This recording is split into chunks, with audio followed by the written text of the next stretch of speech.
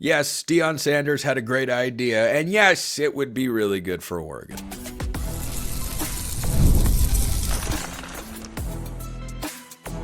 You are Locked On Ducks, your daily podcast on the Oregon Ducks, part of the Locked On Podcast Network, your team every day. Yes, it is that time once again for Locked On Ducks. I'm your host, Spencer McLaughlin. Thank you so much for making this your first listen or your first view of the day, part of the Locked On Podcast Network, your team every day and your number one source to stay up to date with the Ducks. Will Dakorien Moore hit 1,000 yards receiving? That's a difficult question. Will Oregon beat Liberty on Friday?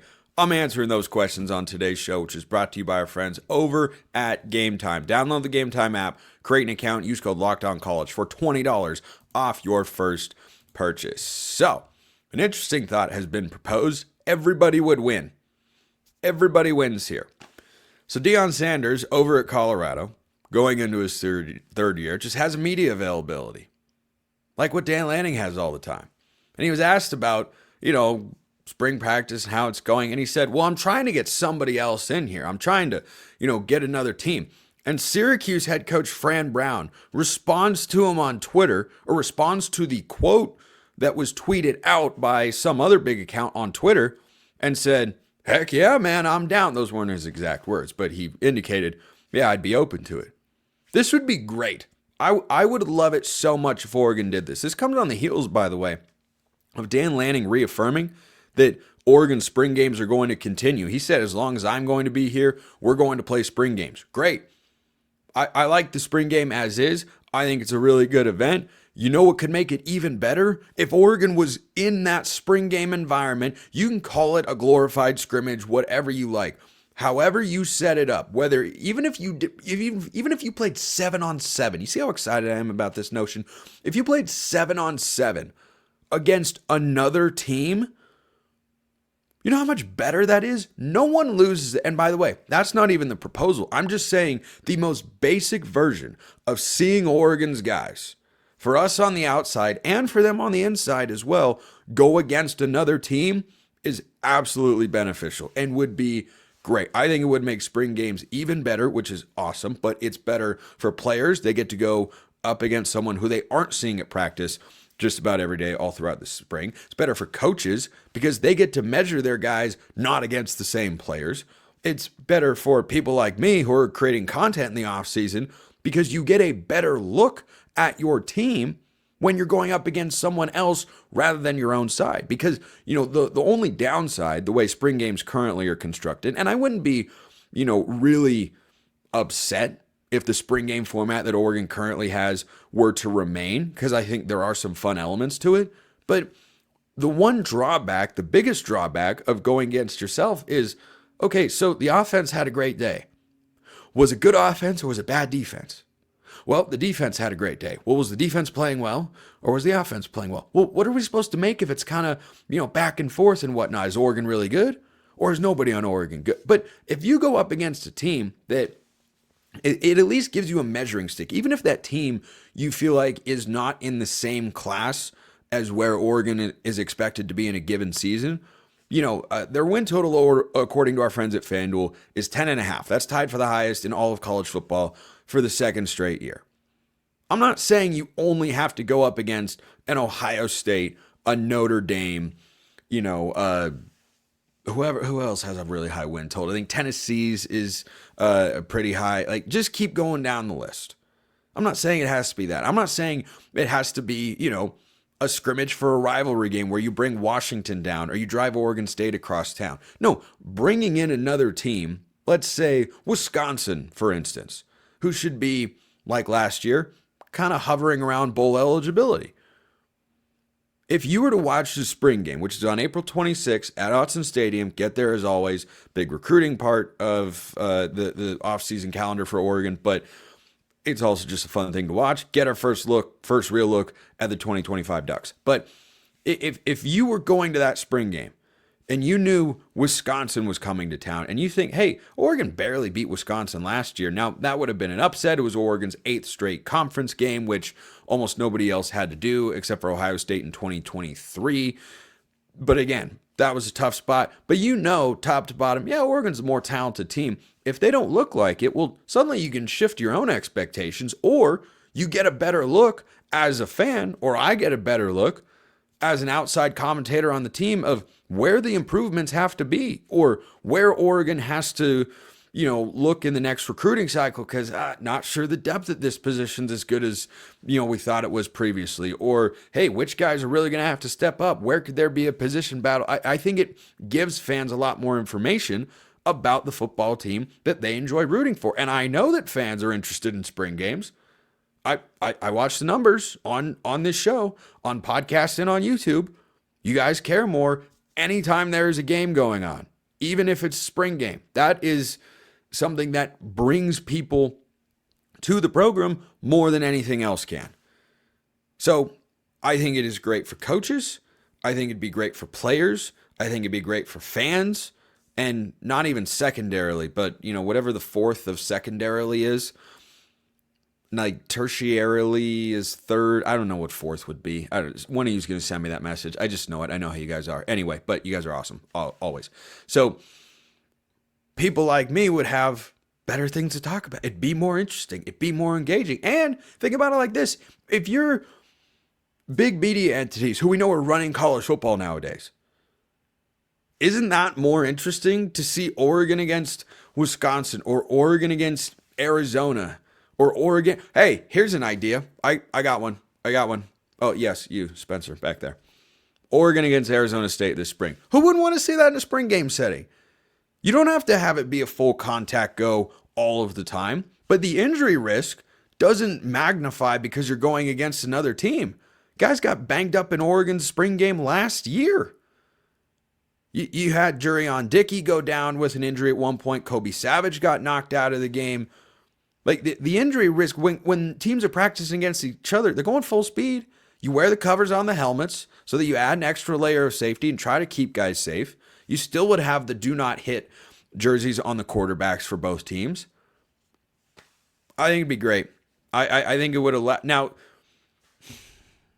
the only major downside that pops into my head is you give one school really an opportunity to study your film, or not study your film, but to know your players really well. So then make it a team that isn't on your schedule this year. And it's not as if in a spring game you're rolling out everything that you've got offensively anyway and showing the whole playbook top to bottom. I think it would be great. I think we'd be able to learn more and be more entertained by a spring game that is against Arizona State this year, and Kenny Dillingham, and Oregon fans would probably show him a whole heck of a lot of love because the guy is a stud.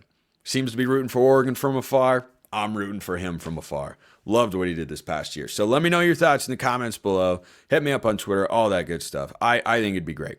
Dakorien Moore can be great too. That guy is so insanely talented and was getting all sorts of plaudits on Twitter from guys like Torrey Smith, former Ravens wide receiver. I think Des Bryant shouted him out. Could he hit 1,000 yards this year? What a season that would be. First, this episode brought to you by Monarch Money. Ever check your bank account and wonder, where did all my money go? Between dining out, online shopping, and entertainment, it's easy to lose track. That's where Monarch Money comes in, your personal CFO, giving you full visibility and control over your finances. Monarch Money isn't just a budgeting app. It's a complete financial command center. You can track all your accounts, investments, and spending in one place, so you stop just managing your money and you start building wealth. You always want all-in-one convenience in your life, right? Well, that's what you get with Monarch Money. Instead of juggling multiple apps, you can use Monarch to check your finances, track spending, and even plan long-term goals. Take control of your finances with Monarch Money. Use code LOCKEDONCollege at monarchmoney.com for 50% off your first year. That's monarchmoney.com, code LOCKEDONCollege for half off your first year, monarchmoney.com. Then, once you do that, if you wanted to go to, an upcoming basketball game or any kind of event, you want to go check out my friends at Game Time, because imagine watching your favorite team live, feeling the energy of the crowd, and witnessing unforgettable moments. There's nothing like experiencing a big game in person. Getting tickets shouldn't be stressful. That's where Game Time comes in, making it easier than ever to grab last-minute deals at unbeatable prices. So recently, I saw an ad on Instagram for Shane Gillis coming to Salt Lake City. And I thought, wow, Shane Gillis is really funny. I'd like to go see him. I text my buddy. I say, hey, would you be interested? He said, yeah, let's do it. So we did. And it was a great time. You know how I got my tickets? Game Time. It had everything that you want. Views before you seat. You toggle the all-in pricing feature so you don't get slapped on with taxes and fees at the end, so I could let him know how much it was costing. It was just a great deal all around. Download the Game Time app to take the guesswork out of buying tickets with Game Time. You download that app, create an account, use code LOCKEDONCollege for $20 off your first purchase. That's LOCKEDONCOLLEGE for $20 off. Download Game Time today. Last minute tickets, lowest price guaranteed. Just in case you ever thought the second segment sip didn't exist, it always does. I had this thought earlier, by the way, when discussing the spring game idea. I was going to work in the Avengers Infinity War trailer, but, copyright stuff, I wouldn't be able to play the trailer. But, there was an idea to bring together a group of remarkable people. Kind of fits to this whole spring game idea. I'm just throwing it out there. So, shoot me your hottest spring game takes. Spring game, spring practice, either one. Shoot me your hottest takes that you got on Oregon football right now. YouTube comments, Twitter. Become a Locked On Ducks insider where you get priority access and a bunch of other perks as well. Link in the description below. You can get a free 14-day trial. This one came from Motivate1. Dakorien Moore will have 866 yards and 8 touchdowns. Now, this is a statistical projection, of course, not necessarily in the hot take department, but as I did a little bit of research and digging, as I often do when you guys send me good questions, or any kind of question for that matter, but I think most of them are pretty good. This is kind of a hot take. Now, I was not able to track down in every corner of the internet the Oregon single-season freshman receiving record, but big names from Oregon wide receivers over the years that popped into my head didn't have a lot of output as freshmen. I bet you wouldn't be able to get... Now, again, I have not looked at every single Oregon receiver ever, just some of my favorites, some of the best ones who are most likely to have some of the best stats. Someone just popped into my head. That person is Sammy Parker. And even Sammy Parker doesn't fit the bill. So let me list for you freshman year receiving totals for some of the best to do it in my lifetime at Oregon. Jeff Mayle, 118 yards. Josh Huff, 303 yards. Troy Franklin, 209 yards. Cameron Colvin, who was a 5-star receiver back in the day, he never fully panned out, 191 yards. Braylon Addison, who had 2 800-plus yard seasons for the Ducks in 2013 and 15. He got injured for the 2014 season. 243 yards as a freshman. Dylan Mitchell, quite the career as a junior, over 1,100 yards as a freshman, 2 catches for 9 yards. Sammy Parker, 201 yards.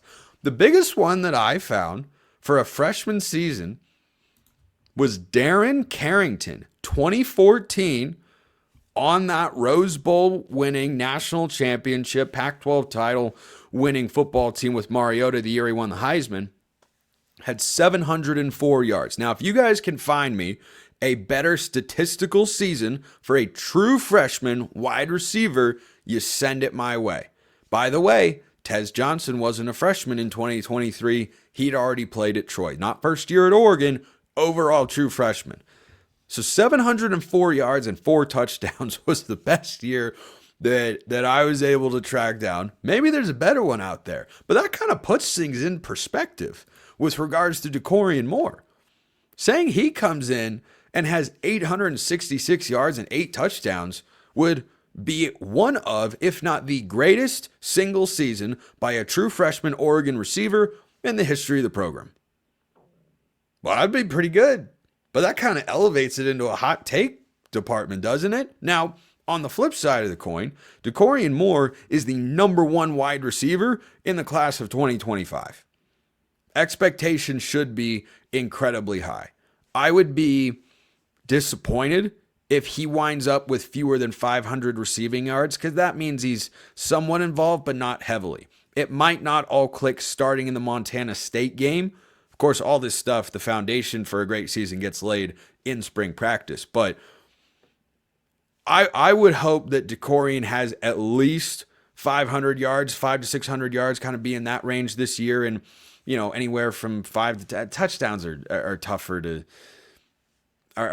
predict. I'm more about yardage for receivers than touchdown, especially for a smaller guy like Dakorien Moore. Troy Franklin was a bigger touchdown target than Tez Johnson because in the red zone, Troy Franklin was a lot bigger. But that's where my kind of hope expectation is for Dakorien Moore, is that he's at least in the 500 to 600 yard range. If he has 1,000 yards, we're gonna have a fun 3 years together. I tell you what, it's gonna be a grand old time, no matter who's playing quarterback. But I know it's a different era of college football now than when guys like Josh Huff or Jeff Mail were rolling through the program. But 700 yards, maybe the best freshman season ever for an Oregon receiver. Maybe there's another one. Again, internet, do your thing. Let me know, and I can circle back on tomorrow's show if you guys find a better one. But Darren Carrington would not have been at the top of my list, but I looked and thought, he had a pretty good season with Oregon. Yeah, he had a great freshman season and a really good career across the board. Bruce sends in this question. Spencer, Dan Lanning consistently talks about the importance of leadership within the team. He consistently used Dylan Gabriel's buying a van, for God's sake, to ferry teammates around as an example of leadership. I'm surprised then when you discuss Duck talent that you confine your analysis to physical traits, arm strength, accuracy, speed, range, wingspan, etc. Nice Jay Billis shout out in there. What about leadership? Do you think this could be an important factor in the competition between Moore and Novosad? He's talking about the quarterbacks, of course. Yeah, I mean, somewhat. Yes, it's a consideration. I don't know that it's a top 3 consideration.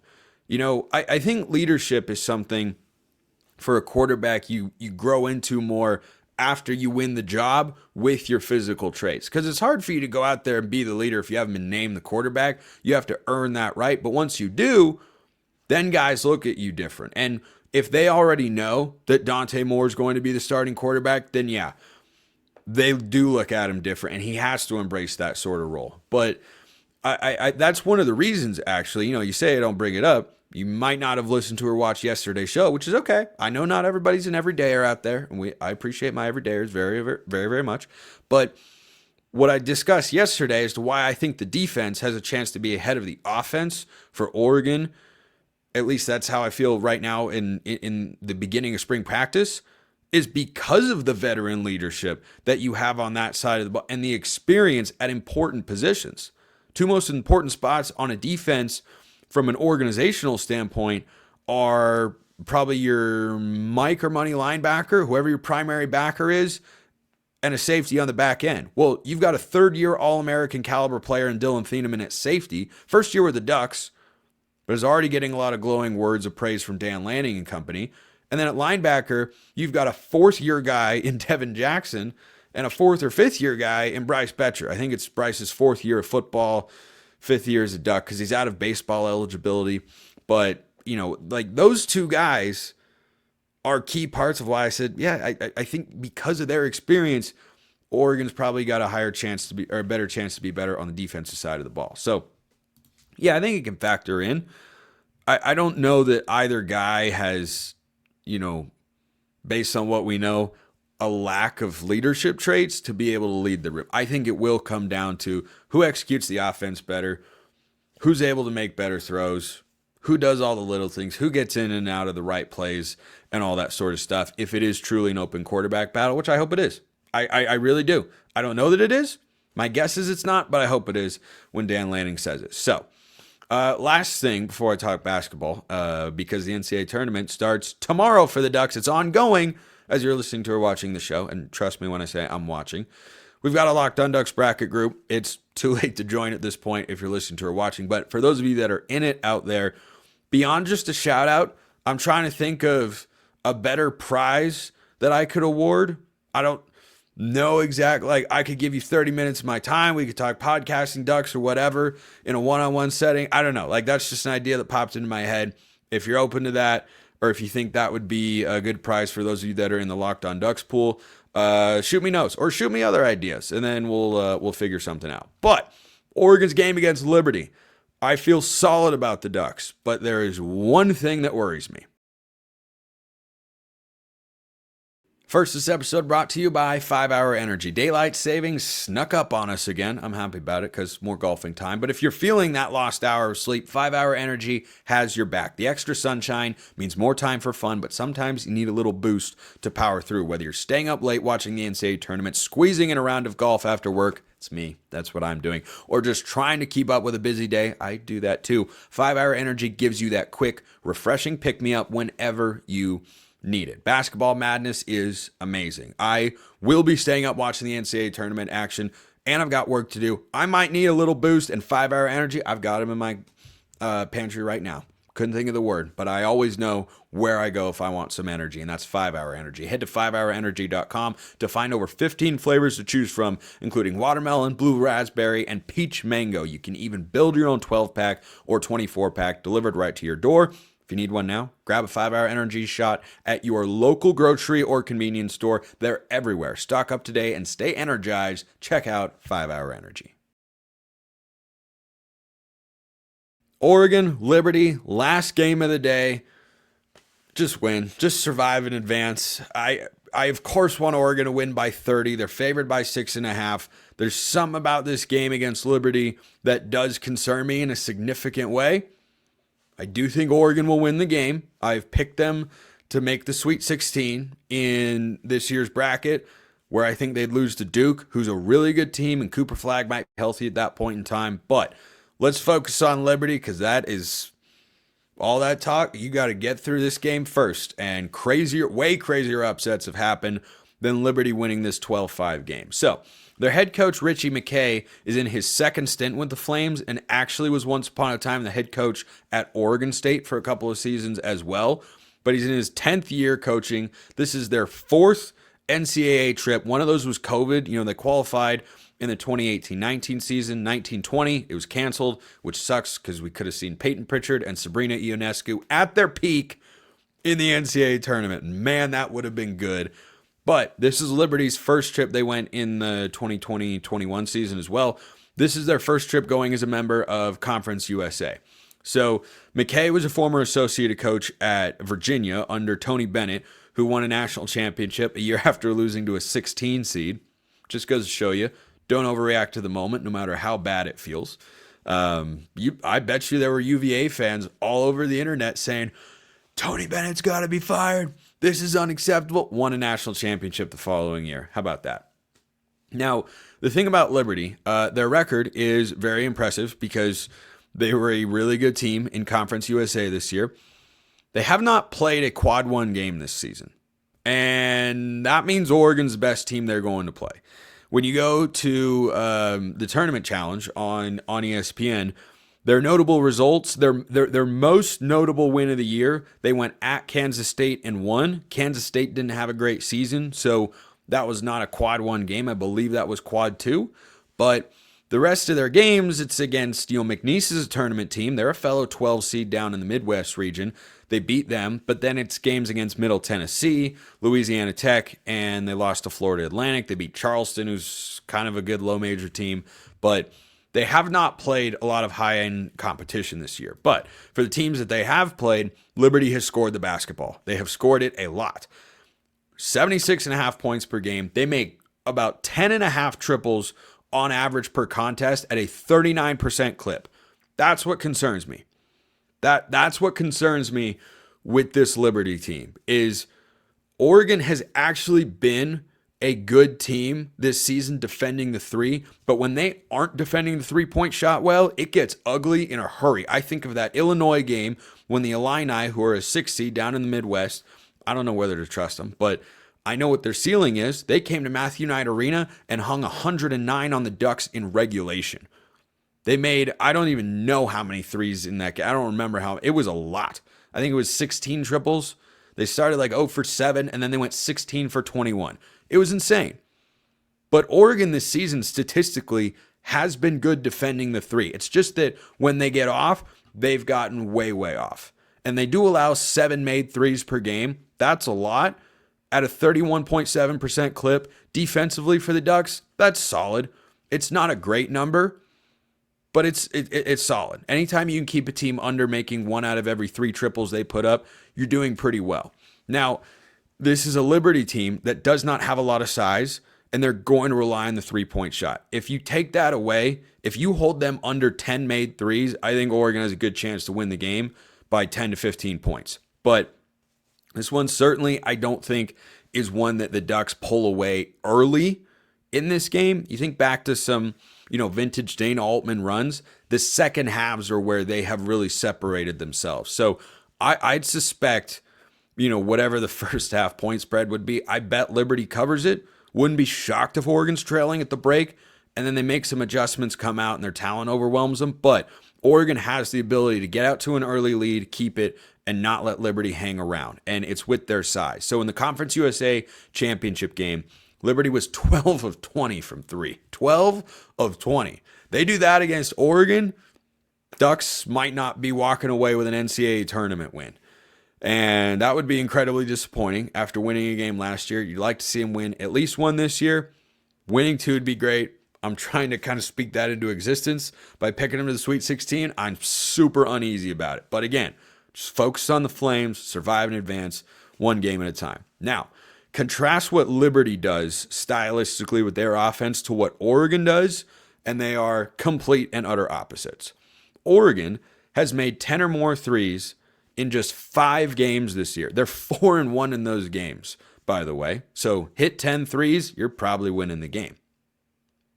Liberty, on the other hand, I know it's not as against as high a level of competition, but mid-major hoops, we have seen them make precipitous rises over the last couple of years and get better results in the last few tournaments. They made 10 or more threes in 21 games this year. That's a lot. They played 34. Oregon's played 33. Five games for Oregon where they've made 10 or more threes, 21 for Liberty. These are contrasting styles. So, a couple players to be aware of is Talon Peter, 14 points a game, shoots it at a 46% clip from 3. Nobody on Oregon sniffing that this year. Caden Metheny, 13.5 point a game scorer, 39% from 3. I'm just saying, if either one of those guys went in the portal, maybe Oregon should pick them up. Find a knockdown shooter to add to that. You can never have too much shooting. It is not something that you can have too much of. But I think the biggest matchup in this game is going to be Nate Biddle, who I will talk more about on tomorrow's show. One of you sent me in a great mailbag question about him. But Nate Biddle, the 7-footer who's a finalist for the Wooden Award, given to the best big man in the country. Pretty sure it's the Wooden Award. I don't know. He's up for one of those. I lose track of all the award names and whatnot. But Biddle is 7 feet tall. And we know how skilled he is. 3-level score. 36 points in the regular season finale at Washington. Dude can fill it up. And did so against the Big Ten, which has somewhere between 8 to 10 teams in the conference in the NCAA tournament this year. He is likely to be going up against Zach Cleveland, who is their leading scoring presence down low and their leading rebounder and their second leading shot blocker.